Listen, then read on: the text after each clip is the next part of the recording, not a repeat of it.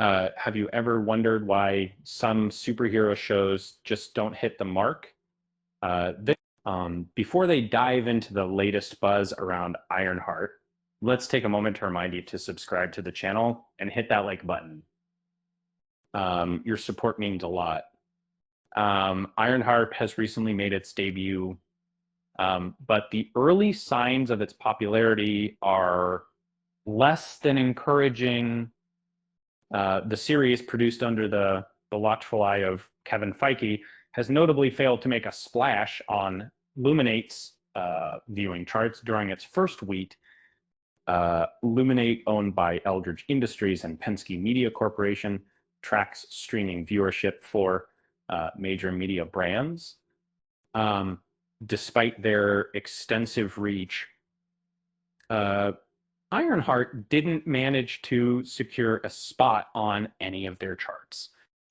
When the first 3 episodes dropped on June 24th, the data revealed a disappointing reality.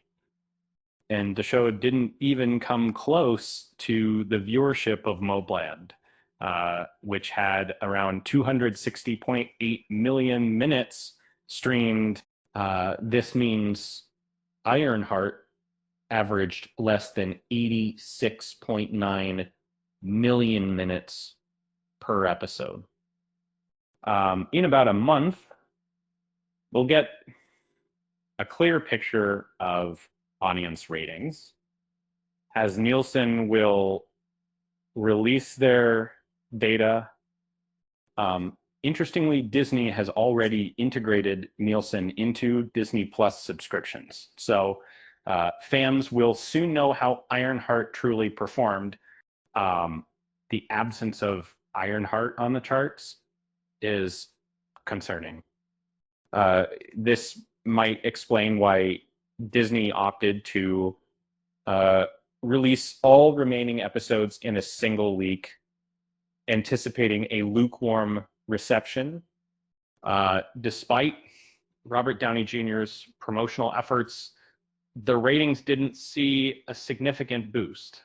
Marvel has invested a hefty $100 million in RDJ for Avengers Doomsday, and they'll need to ensure that investment pays off. Currently, Ironheart stands as the second least favorite Marvel Cinematic Universe show on Disney Plus, with a mere 56% audience rating. The lowest score belongs to Secret Invasion at 53%. The MCU is facing challenges with upcoming titles like Brave New World, and Thunderbolts struggling to gain traction. Even Born Again has faltered, becoming the first MCU show to miss the mark on Nielsen ratings. As a devoted movie fan, I've noticed a shift in the Marvel universe with Kevin Feige encountering hurdles. Disney seems to be pulling back on Marvel content production, leading to reduced budgets for new projects. While I'm excited about the upcoming Fantastic Four release, we'll have to wait until December 2026 for another Marvel Studios film, Avengers Doomsday. And even though Born Again is set for a second season, its budget has been slashed compared to earlier shows like She-Hulk and Secret Invasion.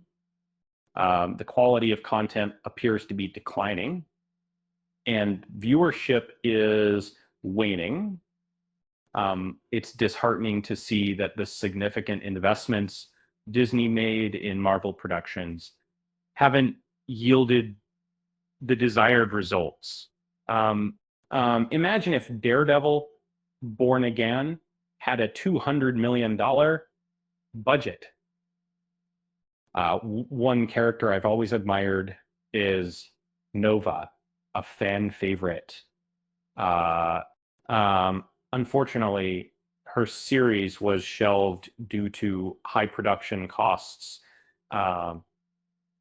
It would have been wiser for Feige to develop Nova's story after Infinity War instead of focusing on Captain Marvel. The groundwork was laid during Infinity War, but the MCU seems to have veered off course. So what's the takeaway? Maybe Marvel should stick to what they do best, saving the universe, not their budgets. With that said, thanks for watching, and until next time.